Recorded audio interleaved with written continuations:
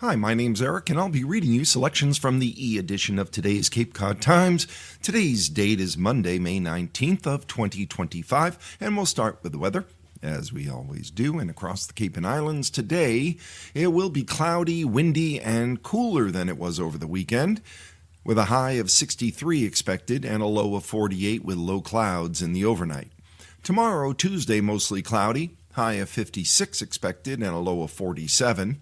On Wednesday, cloudy and cool with a bit of afternoon rain. High of 55, low of 47. Thursday, windy and cool with rain. High of 52, low of 48. And Friday, breezy with showers around in the morning, then clearing up, and high of 57 and a low of 49. So a cloudy and wet week ahead, especially beginning Wednesday. The sun will rise at 5:18 a.m. It will set at 7:58 p.m. We'll have 14 hours and 40 minutes of daylight. The moon will rise at 1:15 a.m. and set at 11:08 a.m. Going to the front of the paper, where the news and the lottery results are kept. And we read these lottery results because, well, somebody asked for them. If there's something you would like read to people who are blind or print disabled, you can email us at info@audiblelocalledger.org or call us at 508-539-2030, and we'll consider reading it. And if you miss any of the information that we share in our readings, you can always go to audiblelocalledger.org, a fully disability-compliant website, and click on the Listen tab and catch up on a week's worth of our newspaper readings. Anything you might have missed is probably up there. And we also keep a wide variety of periodicals and literature, the Bishop's blog, radio plays, and grocery guides are all up there for free for people who are blind or print disabled. And all of that is at audiblelocalledger.org. For the latest lottery results, we go to masslottery.com because the Cape Cod Times goes to press too early to give you those results. And if you ask for them, you certainly deserve the latest results. So for the numbers game of Sunday, May 18th, in the midday drawing, the numbers were 2, 4, 3, 4. Again, in the midday drawing yesterday of the numbers game, results were 2, 4, 3, 4. In the evening drawing of the numbers game yesterday, the results were 5, 2, 4, 6. Again, last night's numbers game results, 5, 2, 4, 6. Mass cash for Sunday, May 18th, last night, 3, 11, 29, 31, and 35. And Lucky for Life rounds out our lottery results for Sunday, May 18th with 1, 3, 4, 18, and 30, with 8, the bonus number. Good luck to all who play, and remember us if you win. On the cover of today's Cape Cod Times, limited access would create long lines is the headline. Sandwich Gate at Joint Base Cape Cod is open for now with a July deadline next, by Rachel Devaney. John Matthews said he was worried when he heard that the East Sandwich Gate to Joint Base Cape Cod would be closing on Friday, May 16th, due to federal funding cuts. Matthews lives just outside the gate, and his wife uses the East Sandwich Gate to drive to work at Joint Base.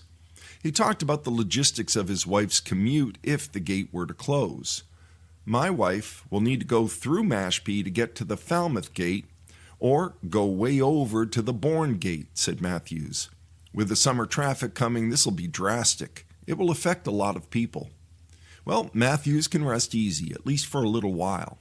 Don Veach, Public Affairs Officer for the Massachusetts National Guard, said the Guard has developed a plan to keep the gate open until July 1st. This plan relies on a combination of a short-term reallocation of funds and arranging for soldiers to perform their annual training on JBCC, said Veach. If additional federal funds are made available to support staffing for the final quarter of the federal fiscal year, the East Sandwich Gate will remain open, he said. Are there other points of access to Joint Base Cape Cod? 3 gates provide access to the base. The main gate in Bourne, the one in East Sandwich, and one in Falmouth. The Bourne and Falmouth gates, said Veach, will be unaffected by funding. The other gates will remain operating as they do now, said Veach. If the East Sandwich Gate does close, emergency services will continue to reach the base with keys. Emergency services use keys when the gates are closed for the evening, said Veach. How many families live on Joint Base Cape Cod is the question. The southern base is home to training support facilities for the National Guard aviation units and National Guard 102nd Intelligence Wing, the 253rd Combat Communications Group, and U.S. Coast Guard facilities, according to the Joint Base website. That includes Coast Guard family housing with approximately 2,000 residents. Joint Base Cape Cod is comprised of 22,000 acres, according to its website, 15,000 of which comprise the major training area for National Guard soldiers in the Northeast. Matthews hopes the base can keep the East Sandwich Gate open. Reduced access, he said, could make it difficult for veterans in Sandwich who need to reach the base. We're concerned. Limited access would create long lines at these gates, he said. If this gate doesn't stay open, it's going to be a very long summer. Our next headline, reboot of nuclear power in Massachusetts won't be another pilgrim, Governor Healey says, by Colin A. Young of the State House News Service. Governor Maura T. Healey proposed May 13th to repeal a law put in place by voters as part of a worldwide nuclear freeze movement, a bid to open the door to greater deployment of newer nuclear energy facilities as part of a push to save ratepayers $10 billion over a decade. The bill the governor unveiled May 13th in Leominster would eliminate or reduce energy bill charges, make nuts and bolts changes to electricity procurement and supply practices, impose reforms to the competitive electric supply industry, and allow the state to explore cutting-edge nuclear technologies, the governor's office stated. Energy bills soared for many state residents this winter, exacerbating chronic cost of living pressures for Massachusetts residents and businesses that already pay some of the highest energy prices in the country, calling attention to the state clean energy and climate mandates some say are driving the elevated costs.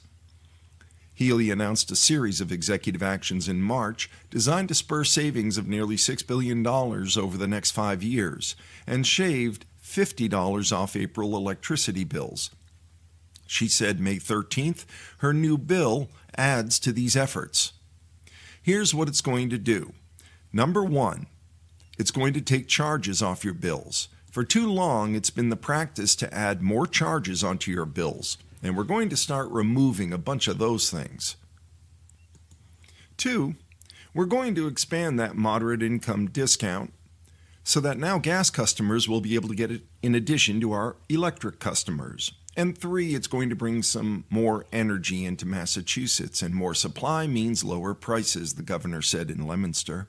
I believe that this legislation is going to give us the tools that we need to create more accountability for our utilities and maximize every single ratepayer dollar. We're not talking about your old school nuclear power plant. Healey's office said the bill envisions an all-of-the-above energy approach, including nuclear, though not a return to facilities like Pilgrim Nuclear Power Station, the state's last nuclear plant which ceased operations in 2019. We're not talking about sort of your old-school nuclear power plant. What we're talking about is cutting-edge, small-scale nuclear technology, Energy and Environmental Affairs Secretary Rebecca Tepper said. Tepper's Executive Office of Energy and Environmental Affairs said proposed new nuclear fission facilities in Massachusetts face a barrier that no other energy generation source does, the requirement that it secure approval of a majority of voters through a statewide ballot initiative. That requirement was put in place via the November 1982 ballot, when voters in 8 states and several major cities called for a worldwide nuclear freeze a few years following the partial nuclear meltdown at the 3 Mile Island plant in Pennsylvania, and amid Cold War tensions, according to the New York Times. Healey's energy bill would repeal that 1982 voter law. The administration pointed to a study from grid operator ISO New England that estimated that about 15 gigawatts gigawatts of small modular reactors could help the New England states meet their 2050 decarbonization targets while requiring 57% less construction at 33% lower capital cost, as compared to a scenario with no new nuclear generation. The International Atomic Energy Agency said small modular reactors can produce a large amount of low-carbon electricity, and they have about 1/3 of the generating capacity of traditional nuclear-powered reactors. They have smaller footprints than traditional nuclear plants, and they require less frequent refueling. Some units can even be prefabricated and assembled on site. More than 80 commercial small modular reactor designs are being developed around the world, the International Atomic Energy Agency said, including the world's first floating nuclear power plant in Russia and a plant given the green light this month in Ontario. Massachusetts' renewed embrace of nuclear power. Last year's energy law included the ability for Massachusetts to coordinate with other New England states to solicit long-term clean energy generation, including from nuclear power stations operating in Connecticut and New Hampshire, comes as the offshore wind industry Democrats here have long promised is both floundering and out of favor with the Trump administration. Massachusetts has been relying on offshore wind as a major strategy for meeting its mid-century decarbonization requirements, seeking savings through multiple prongs. The governor's rollout of her energy bill included statements of support from municipal officials, state lawmakers, clean energy advocates, union leaders, and others. Others cast doubt on the effectiveness of Healey's proposals or suggested the governor could have gone further. This plan is political window dressing. Governor Healey is trying to calm public outrage over sky-high electric bills without making any of the tough decisions needed to actually lower them, Paul Craney, who's spokesman for the Mass Fiscal Alliance, said. This bill gives more power to the same bureaucrats that created this mess and then asks ratepayers to trust them again. That's not vying for affordability, that's arrogance.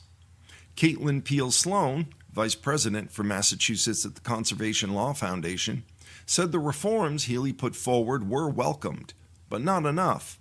She cheered the bill's no-nonsense reforms and promising ideas, particularly around removing outdated programs and creating new ways to make clean energy projects more accessible. However, to truly make energy affordable, the governor must take bolder steps to rein in excessive utility spending on costly infrastructure projects and corporate profits. Holding utilities accountable is essential, not just for climate progress, but for the financial well-being of Massachusetts families, Peel-Sloan said. Healey's office broadly detailed where it expects to find the at least $10 billion in savings over the next decade, identifying getting costs off bills, about $6.9 billion in savings, creating accountability, another $2.5 billion, and supporting the customer, $900 million as the three main buckets of savings. The bill would allow Massachusetts to procure energy directly, which would eliminate fees that the state pays utilities for entering into those contracts. And it also seeks to reduce the value of net metering credits for new and large solar hookups or other facilities that transfer energy back to the grid in exchange for a bill credit.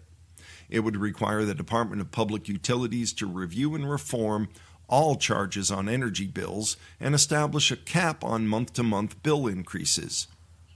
Granting utilities the ability to finance the Mass Save efficiency program, electric sector modernization plans, storm response, and other programs by issuing rate reduction bonds to securitize costs would lead to, quote, the ability to reduce ratepayer costs by up to $5 billion in the first 10 years, Healey's office said. Massachusetts has used securitization to reduce costs to ratepayers in the past, and more than 25 states have used securitization over the last decade to pay for energy infrastructure programs and extraordinary expenses, the administration said. Securitization will help reduce the financial impact of these programs, investments, and expenditures on ratepayers, particularly over the next 10 years. Lower net metering credits for non-residential standalone solar facilities would mean a lower net metering surcharge on bills, estimated to save customers an estimated $380 million over the 10 years. The administration said Massachusetts has considerably higher net metering rates than other states, and that the associated surcharge generally adds between $9.73 and $15.73 to monthly energy bills. Phasing out the Alternative Portfolio Standard program by 2028, as called for in Healey's bill, is expected to save ratepayers at least $60 million a year and $870 million over 10 years. That program incentivizes technologies like natural gas-fired combined heat and power facilities, fuel cells, biofuels, and heat pumps. The technologies are now largely commercial and economically viable and no longer require this support for continued operation, the administration said. Some of these technologies also receive funding from other programs, e.g., Mass Save, or conflict with current state requirements. The accountability-related measures include authorization for the Department of Public Utilities to audit the utilities and ban the use of ratepayer funds for costs not associated with providing energy to customers, a streamlining of government processes, and the establishment of a variety of consumer protection standards. Third-party supplier compromise. Healey also announced May 13th that her bill includes a compromise proposal to end unscrupulous practices in the competitive supply industry. Massachusetts has allowed residents to get their electricity directly from a competitive supplier rather than a utility company since 1998, a feature of the prior year's utility industry deregulation law. Attorney General Andrea Campbell and some advocates say the industry takes advantage of vulnerable residents and most often ends up costing customers more money than basic utility service. The Senate last year passed a bill that would have prohibited competitive electric suppliers from signing up new residential customers. As Attorney General, Healey in 2021 joined then-Governor Charlie Baker to call for the same. The House didn't go along with the Senate's ban. The language Healey proposed on May 13th would eliminate automatic renewals and variable rate contracts for the industry. It would establish new licensing requirements for door-to-door and telemarketing firms and ban the most predatory marketing practices. Larry Cradian, the executive director of the Green Energy Consumers Alliance, who has long pushed to outlaw third-party suppliers, said his group is pleased with what Healey proposed, but will, quote, continue to strongly support legislation to ban third-party electric suppliers in Massachusetts. Taken together, they represent an important step in the right direction for consumers across the Commonwealth, he said. Particularly, we strongly support provisions that put an end to variable rate contracts and automatic renewals, prohibit the practice of commission-based incentives for the third-party supplier door-to-door sales force, and apply price limits on charges to low-income customers.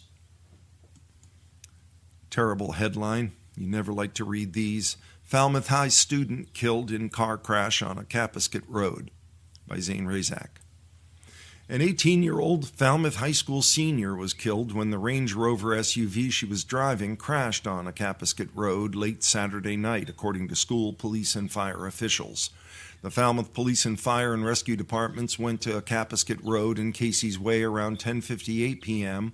on a call about the crash, reporting that the driver was trapped and the vehicle was on fire, according to a press release. Police had not released the girl's name as of Sunday mid-afternoon. The fire department put out the fire and freed the driver, sole occupant, from the wreck. She was taken to Falmouth Hospital, where she was later pronounced dead, police said. The Cape Cod Regional Law Enforcement Council's Accident Reconstruction Team and the Barnstable County Sheriff's Office Bureau of Criminal Investigation went to the crash to help with the investigation. The Falmouth Police Department continued Sunday to investigate the cause. More information will be released as the investigation progresses, according to police.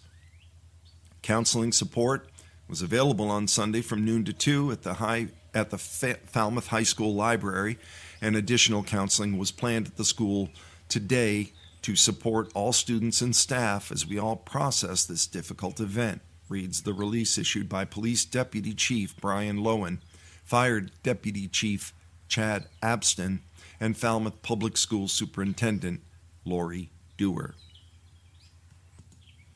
Unemployment claims in Massachusetts increased. Initial filings for unemployment benefits in Massachusetts rose in the most recent data compared with the week prior, the U.S. Department of Labor said Thursday. New jobless claims, a proxy for layoffs, increased to 7,632 in the week ending May 10th. That's up from 4,186 the week before, the Labor Department said. U.S. unemployment claims remained the same at 229,000 last week on a seasonally adjusted basis. Massachusetts saw the largest percentage increase in weekly claims, with claims jumping by 82.3%, and New Hampshire, meanwhile, saw the largest percentage drop in new claims, with claims dropping 59.2%. A look at state gas prices. State gas prices reached an average of $2.92 per gallon of regular fuel on May 12th, according to the U.S. Energy Information Administration. The average fuel price in the state rose about 3 cents since last month. According to the EIA, gas prices across the state in the last year have been as low as $2.88 on April 14th of this year and as high as $3.60 on April 29th of last year. A year ago, the average gas price in Massachusetts was 9% higher at $3.22 per gallon. The average gas price in the United States last week was $3.12, making prices in the state about 6.5% lower than the nation's average.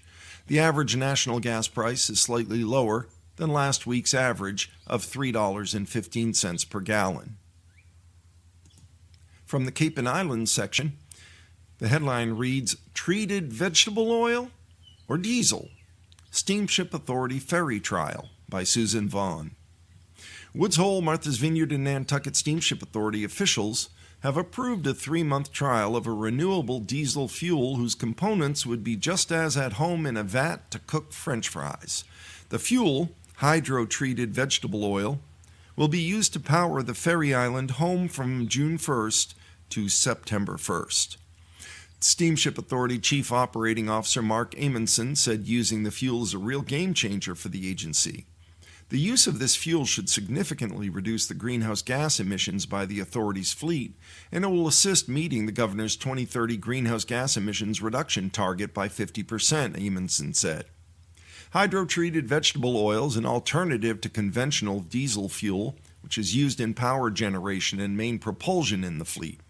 It's now available to the Steamship Authority for the first time year-round, and it'll be supplied by Global GLO and stored at its terminal in Providence, Rhode Island. The fuel has previously been available only on the West Coast. The authority will pay $62,400 for the fuel. According to Global GLO's website, renewable diesel uses a wide range of fats, oils, and waste products from the food and restaurant industries to create a fuel that performs as well as petroleum diesel without the environmental impact.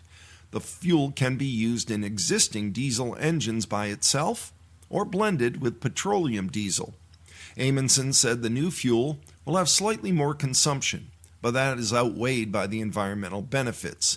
The use of the fuel will result in a minimum 50% reduction in life cycle greenhouse gas emissions up to 78%. That's according to an analysis by the Federal Environmental Protection Agency. I'm looking forward to future use on all vessels, he said. The decision to try the fuel came during the monthly meeting on Thursday, May 15th of the authority's board and port council. The group met at the New Bedford Port Authority. Blue Line reservations were extended to year-end. The Board and Port Council also extended an island reservation program to the end of the year. The boards extended the Blue Line reservations only program for island residents on the Vineyard route to January of 2026 after hearing a report from Allison Fletcher, Director of Shoreside Operations for the authority. Fletcher reported the Blue Line was used 997 times from Martha's Vineyard and 1,113 times from Woods Hole. She had asked only for a continuation of the program through the summer season until October. During reservation-only days, the authority provides the Blue Line for island residents who need to undertake unscheduled travel. The program started in November 2024 as a result of shoreside construction of a new Woods Hole terminal and anticipated transfer bridge replacements at the Vineyard Haven terminal, and it was continued through the winter schedule on a trial basis. The island residents are starting to like it more, Fletcher said. The reservation system will also be extended to 7 days a week until 7 p.m., and a callback option will be added, she said. Authority Board Chair James Malkin suggested renaming the program because some residents don't understand it. Fletcher said the staff can look at renaming the program, but that decision will be put off until later. What's the status of the MV Monomoy? The work on refitting the MV Monomoy is making fantastic progress, General Manager Robert Davis said, and it's scheduled for a stabilization test on August 20th. The vessel's one of 3 sister ships purchased by the authority for conversion into ferries, alongside the MV Aquina and MV Barnstable. Davis reported that a utility building for the new Woods Hole terminal construction is 50% completed, and it's expected to be ready by the end of this year. The terminal should be open a year from now, he said. Some issues caused by the construction were raised by staff and customers are being addressed, Davis said. They include restriping crosswalks from the ferry to the buses and moving pickup and drop-off areas behind the new building, as well as adding jersey barriers along the adjacent bike path. A golf cart also will be arriving to assist customers, he said. Malkin asked about coordination for safety around the construction site during the upcoming summer season. Other board members asked for more state police and coordination with the Falmouth police at the site, which will be provided. Brood 14 of periodical cicadas arriving daily on the Upper Cape. This by their reporter of the Cape Cod Times, Steve Heslip. It is said those who forget the past are condemned to repeat it. So here is a refresher headline. Brood 14 arriving daily on Cape Cod. Yes, it is the return of the periodical cicadas, much like a horror movie sequel 17 years in the making. When last we met, possibly the world's ugliest bugs, it was spring of 2008. Sightings of the red-eyed beasts started in late April, and by June the Upper Cape was teeming with them. Driving was a snap, crackle, crunch experience as the large-eyed, slow-flying creatures were covering windshields in residential neighborhoods. It was a daily all-you-can-eat buffet for the local bird population. Sharp-eyed walkers on these mild May days will start seeing almost perfectly shaped half-inch circles bored into the ground, usually near a tree. These are the emergent holes of the nymphs as they dig their ways out after 17 years underground feeding on tree roots. They'll attach to the tree and molt, leaving their skins. By early summer, the full-size males will start their familiar mating call, a loud buzzing which can reach up to 100 decibels, according to the Barnstable County webpage. The site's a good read for anyone looking for a primer on what to expect this summer. Back in 2008, the Times spent a lot of time with the county's entomologist, Dave Simpson. He was usually outfitted with a cicada t-shirt as we made our way around Cotuit neighborhoods looking for the inch-and-a-half-long creatures, which were never hard to find. They must have had a kinship with Dave. Several times they landed on him, sensing a safe haven. There's much to dislike about this bug invasion, but here's the good news. They don't bite, they don't sting, and they aren't poisonous. And they won't eat your plants.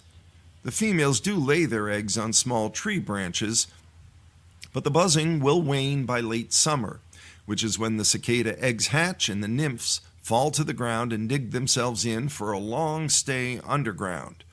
There aren't a lot of sure things in the crazy times we're living through. No matter where artificial intelligence and robots take the world in the next 17 years, it's reassuring to know that in May of 2042, the cicada invasion will begin again, right on time. And again, that was written by Steve Heslop, who is the photographer for the Cape Cod Times, not a reporter. I apologize. I think I misidentified him.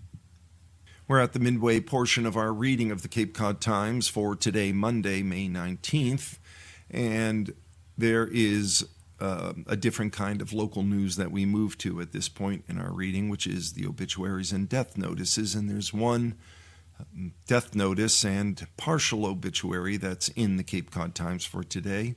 It's of Vernon David Ellars of Harwich.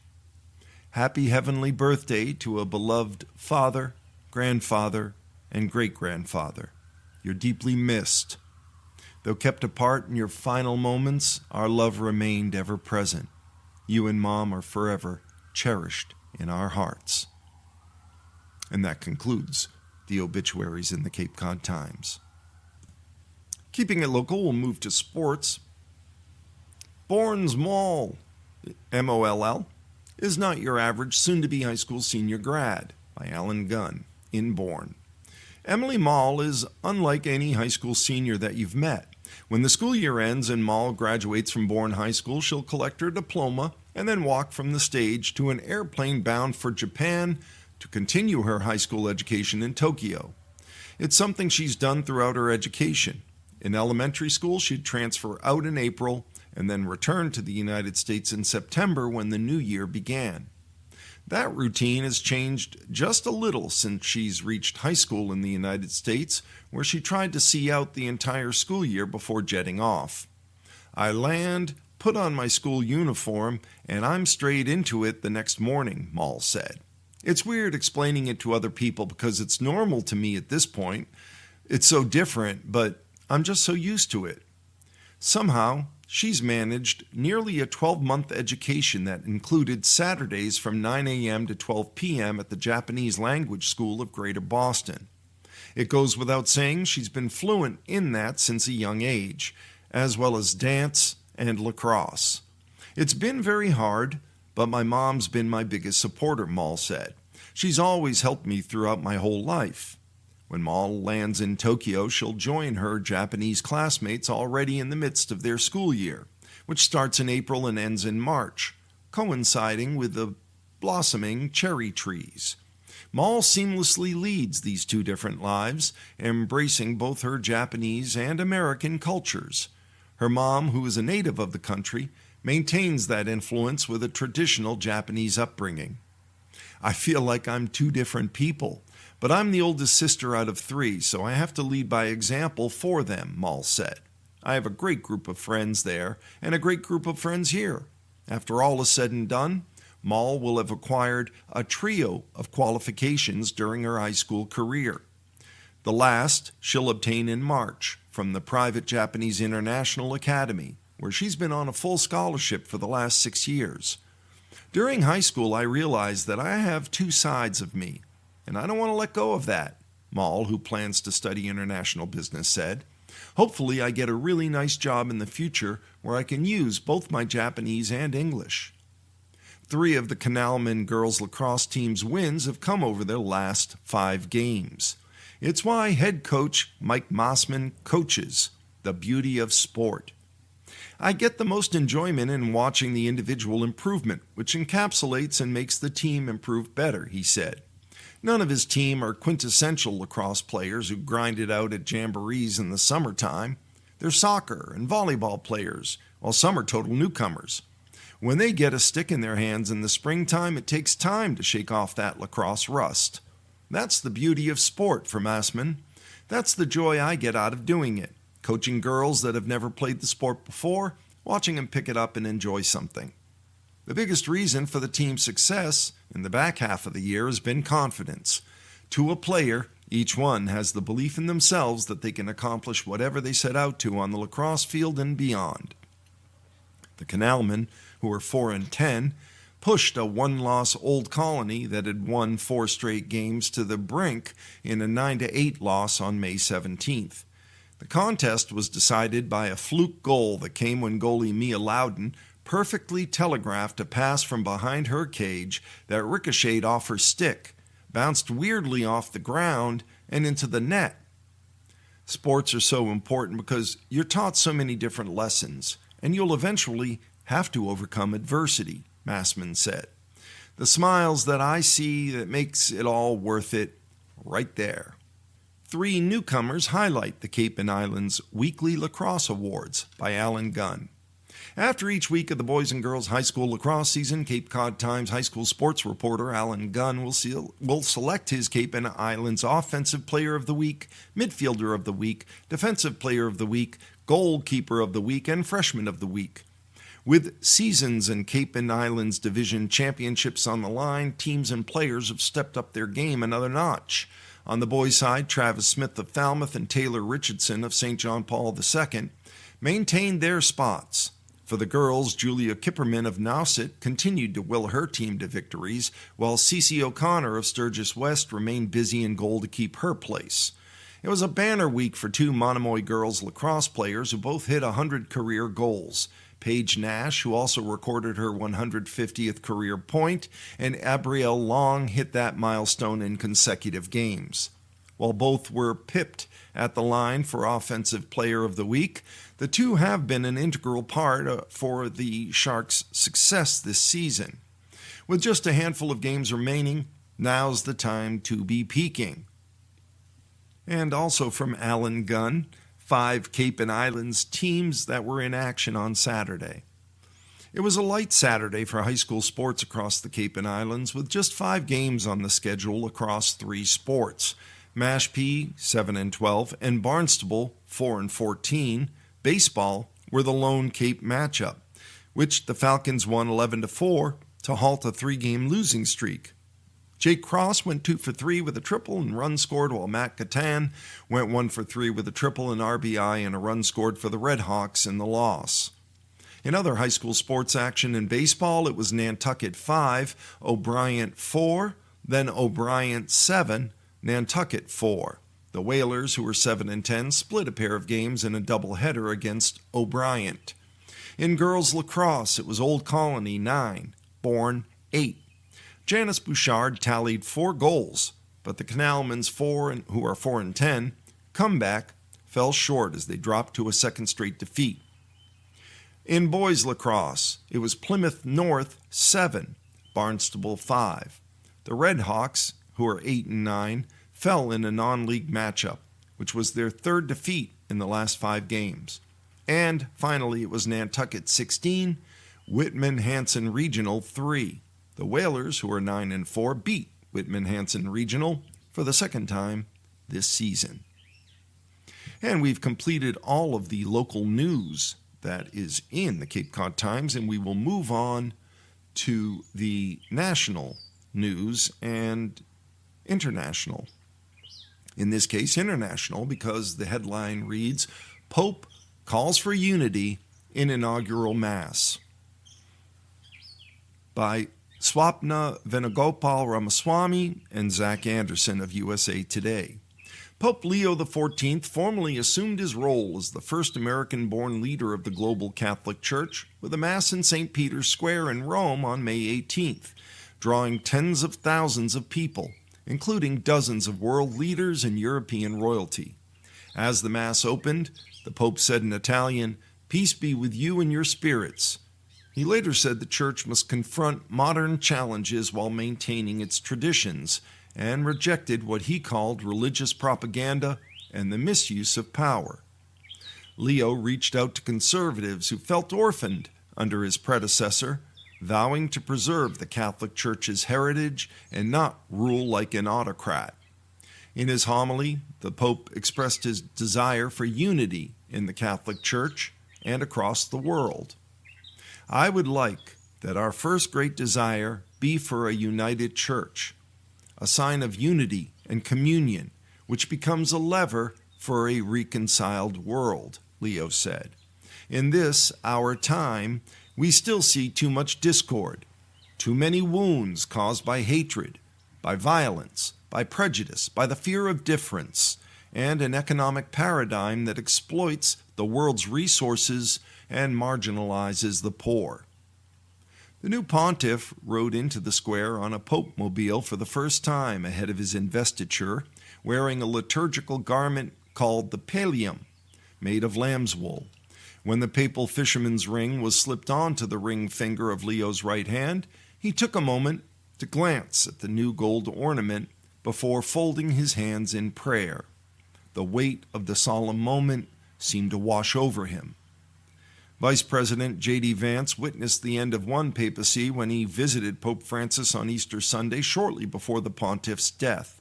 Less than a month later, Vance was present for the beginning of another. It was a moment to celebrate the new leader of 1.4 billion Catholics. The solemn liturgy in St. Peter's Basilica and Square marked the official beginning of Pope Leo XIV's pontificate. Vance watched with Secretary of State Marco Rubio. Our next headline in the Cape Cod Times, dated Monday, May 19th. USPS struggling to deliver on time. Report finds problems as Trump mulls changes, by Trevor Hughes of USA Today. The U.S. Postal Service continues struggling to deliver mail on time, with delivery times for first-class letters slipping by 5% over the past 2 years, according to a new internal review. The report by the USPS Inspector General found that delivery times are slowing, even though the service has repeatedly given itself more time to deliver that mail. The Postal Service has struggled for years to meet its goals, in part because its leaders have said Congress micromanages how it operates. But in a time when Amazon customers can track their packages second by second, the Inspector General warned that continued mail delays may prompt postal customers to seek alternatives, further exacerbating the financial challenges. The IG report also noted that the Postal Service needs to do a better job stopping its bulk mailing clients from sending too thick mailers that clog up automated sorting machines. The Postal Service in 2021 launched a 10-year transformation dubbed Delivering for America, aimed at cutting costs and giving more attention to package delivery, which can be more profitable. It appears the Postal Service's network will be in a transitional state for an undetermined number of years, the IG report concluded. Despite massive network changes aimed at cutting costs and improving service, along with various price increases to support DFA, service levels remain inconsistent and financial stability has not yet been achieved. President Donald Trump has floated making significant changes to how the Postal Service operates, and officials have called in Elon Musk's Department of Government Efficiency team to help stem financial losses that hit $9.5 billion last year. Union representatives and other Postal Service boosters say Congress has put the service in an impossible position, and that making money shouldn't be the goal. The Postal Service has a current goal of delivering first-class mail on time 88% of the time, significantly lower than its goal of 92.5% in 2023. Part of the challenge, the Inspector General reported, is that the Postal Service is delivering 80% fewer pieces like personal letters or bills today compared to the late 1990s, but it hasn't adequately adjusted its delivery system. The IG report also noted the Postal Service struggles with processing mail, in one case finding that a test package that was sent from Anaheim, California to Denver inexplicably first detoured to 2 processing sites in Florida, delaying delivery by 3 days.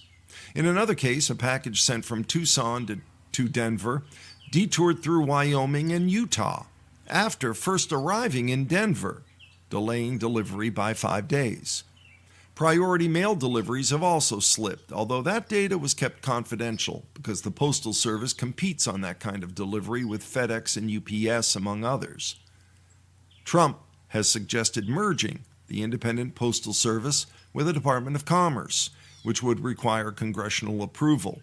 Former Postmaster General Louis DeJoy stepped down earlier this year and is being replaced by FedEx board member and former Waste Management CEO David Steiner. Steiner is currently undergoing mandatory background checks and is expected to formally assume the post in July. DeJoy brought in Musk's Doge team to help the service cut costs and improve efficiency, as it delivers mail to 165 million addresses 6 times a week. That move drew nationwide protests in support of the American Postal Workers Union, which has noted public sentiment overwhelmingly opposes significant cuts. In 2024, the service handled more than 116 billion pieces of mail, most of that being pre-sorted mailers, solicitations, or other items that many people would consider junk mail. Overall, mail volumes have been dropping since 2006, according to the Postal Service, but each year there are more and more addresses to which it delivers. Private companies like FedEx and UPS are outcompeting the USPS for some parcel deliveries, in part because it's much easier for them to charge higher prices for harder deliveries in rural areas, or to simply not deliver. Some of the changes underway at the Postal Service aim to better position it to compete for those deliveries, where profits can be higher. Congress mandates that the Postal Service deliver affordably priced first-class mail to virtually every address in this country, regardless of how much it costs to do so. That's why it still uses mules or horses to deliver to Supai, Arizona, a remote Havasupai tribal village in the Grand Canyon of Arizona, or float planes to serve fishing villages off the Alaska coast. Longtime Postal Service critic and now retired New York University professor Steve Hutkins said the Inspector General report makes it clear the service has a tough job ahead. The idea has been that at least they'd be able to achieve their targets by the lower standards, but the IG is suggesting things aren't going to get better for a long time, he said. Our next headline: sordid details marked week 1 of trial. Diddy's ex asked about freak-offs and the hotel assault. This is reported by Anna Kaufman and Marco Della Cava. Trials often are composed of careful building blocks. They start with mundane testimony that serves as a foundation for inevitable bombshell witness revelations that wrap the proceedings. Well, not so the trial of the United States of America versus Sean Combs, a.k.a. Puff Daddy, P. Diddy, Diddy, PD, or Love. The first week of the drama unfolding in a lower Manhattan courthouse was marked by stunning and sordid details from arguably the trial's star witness, Combs' former girlfriend Cassandra, known as Cassie Ventura Fine. Her 2023 lawsuit against Combs, which was settled a day later for $20 million, opened legal floodgates that ultimately led to the government raiding various Combs properties and bringing charges against him.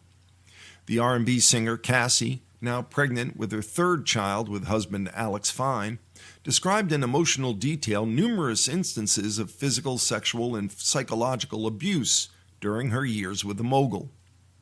Particularly gut-wrenching were her description of freak-offs, days-long sex parties, populated by drugs and alcohol, where Ventura Fine inevitably had sex with numerous escorts while Combs pleasured himself nearby. The prosecution wants the jury to view her saga as evidence that Combs is indeed guilty of sex trafficking and racketeering, for which Combs could potentially go to prison for life. But the defense is hoping to cast her recollections merely as sickening details in a deranged love story between 2 consenting and very jealous adults. Many observers have predicted the trial will go on for another month or 2. Here are some of the more critical moments in Ventura Fine's testimony. Cassie reveals Diddy overdose. On her 3rd day of testimony, Ventura Fine revealed the extent of her and Combs' drug use in their decade together. Combs was once hospitalized due to a very strong painkiller, she told defense lawyers, revealing the incident occurred around the time Whitney Houston died in 2012. After a freak-off, the pair had gone to a sex club in San Bernardino, California, Ventura Fine said, and then Combs went to a party at the Playboy Mansion in L.A. but she went home. When he overdosed later that night, she said she took him to the hospital. During cross-examination, Ventura Fine was asked about her relationship with rapper Kid Cudi, whose real name is Scott Mescudi. The time the two spent together would cause Combs to fly into a jealous and even criminal rage, she testified. Combs had introduced the two back in 2011, thinking that a musical collaboration with a rapper would be good for Ventura Fine's career. At the time, Ventura Fine said she was on a break with Combs but didn't want to tell him that she was seeing Mescudi. And yet, she was concerned enough about Combs' reaction that she obtained a burner phone for her communications with Mescudi. Those fears appeared justified. The Ohio-born rapper was mentioned in Ventura Fine's bombshell 2023 civil lawsuit against Combs, with Cassie citing an alleged incident in which Combs threatened to blow up Cudi's vehicle, seemingly in retaliation for his relationship with Ventura Fine. Months after Combs' team first alluded to a substantial 8-figure settlement for her 2023 lawsuit, Ventura Fine revealed on the stand that she had been paid $20 million by the record executive and his companies. The revelation came as she delved into the years after her 2018 breakup with Combs, revealing she was involved in writing a book about her experiences while they were dating. She wanted Combs to read it so he would understand what she went through in their decade-long relationship, she told the court. So she reached out to Combs through her lawyer and asked him to read the draft and offer her compensation. Ventura Fine said she'd put a $30 million price tag on him acquiring the rights to her book, as this was an amount she thought would affect him. But after he allegedly failed to respond, she sued him, alleging he had trafficked, sexually assaulted, and physically abused her. While discussing participation in the freak-offs, Ventura Fine broke down and sobbed. I just felt that that's all I was good for to him. I was humiliated and didn't have anyone to talk to about it, she told prosecutors as she began to choke up. His eyes go black. The version I loved of him was no longer there, she said of his anger, continuing to cry. Asked why she continued to participate in freak-offs, even when they made her obviously uncomfortable, she said, well, the one-on-one time. When you really care about somebody and love them, you don't want to disappoint them, she said. When she gently, quote-unquote, tried to broach the subject of no longer doing freak-offs, Ventura Fine said Combs was dismissive and that it made her feel unheard. Doing this made me feel horrible. It made me feel worthless, she said of the sexual performances. Ventura Fine's testimony ended in sobs as the singer recounted the agency and autonomy she would have had in her life if she had never participated in a freak-off. After the now infamous 2016 hotel hallway assault, Ventura Fine claimed Combs tried to break into her apartment, saying she heard chaos outside the door with kicking, banging, and Combs yelling. The same night, Ventura Fine claimed she went to Diddy's house to get fitted for the premiere of her movie, The Perfect Match. The jury was shown a photo taken in Combs' bedroom of her wearing her premiere gown and large sunglasses to cover up my eyes, she said, explaining. I got hit in the face. The jury was then shown a red carpet photo where a bruise was visible on Ventura Fine's shoulder and another of her at the after party where, now in a shorter dress, a bruise on her right shin was visible. Contributing to that unpleasant story was Camille Robinson of USA Today. I happened to be in Manhattan when this next story occurred. 2 dead after ship hits Brooklyn Bridge. Vessel headed wrong way prior to crash. This is reported by Gabrielle Banks and Eduardo Cuevas. Officials are investigating what caused a Mexican Navy tall ship to veer off course and strike the Brooklyn Bridge on May 17th, killing 2 sailors, injuring more than a dozen others on board as the tops of its masts were sheared off, authorities said. We're praying for everyone on board and their families and are grateful to our first responders who quickly jumped into action, ensuring this accident wasn't much worse, New York Mayor Eric Adams said on X. Authorities said the Mexican Navy tall ship Cotamoc, used for sail training and goodwill tours to other nations, lost power just before crashing into the bridge around 8:20 p.m. Eastern Time. Of the 277 on board, 2 were killed, 19 suffered injuries, Adams said, and 2 of those injured were in critical condition. On social media website X, the Mexican Ministry of Foreign Affairs announced that the Mexican Embassy, Ambassador Esteban Moctezuma Barrahan, and Mexican consulate officials in New York are attending to the situation to help cadets aboard the Cohadamoc. Our thoughts and prayers are with those affected by the SEMAR-MX training ship incident at the Brooklyn Bridge, the U.S. ambassador in Mexico said in a post on X. We're monitoring closely and are in touch with the government of Mexico via SRE-MX to provide support as necessary. You have our full support. The Cohadamoc was supposed to head south out of the New York harbor and on to Iceland, but it went the wrong direction and sailed under the bridge, officials told the New York Times and the Associated Press.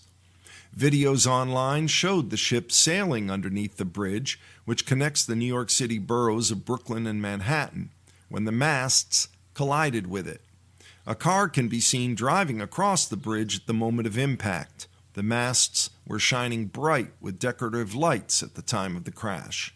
When the city's fire department marine units arrived, we knew immediately we had a serious incident with a boat striking the bridge, so we had reports of people in the water, said Michael Myers, FDNY's chief of training, in a statement posted on X. EMS workers went to the boat to treat more seriously injured people still on board, Myers said. They were then taken to Pier 16, below the Brooklyn Bridge in Lower Manhattan, where officials had a casualty collection point and an EMS staging area to assess victims. Those with the most serious injuries were immediately sent to the hospital, Myers said. It turned out that no one fell into the water. They were all hurt inside the ship, according to a police official. In videos, many people dressed in what appeared to be white sailor uniforms could be seen dangling from the ship's crossbeams. Cohadamoc is a 300-foot-long, steel-hulled, 3-masted bark launched in 1982, according to a fact sheet from the ship's handlers. The ship, named after the last Aztec emperor, and I'm probably saying this name wrong, is the Mexican Navy's instructional tall ship for fourth-year cadets at the Heroic Naval Military School. The vessel and crew are a diplomatic symbol of Mexico abroad, according to the fact sheet.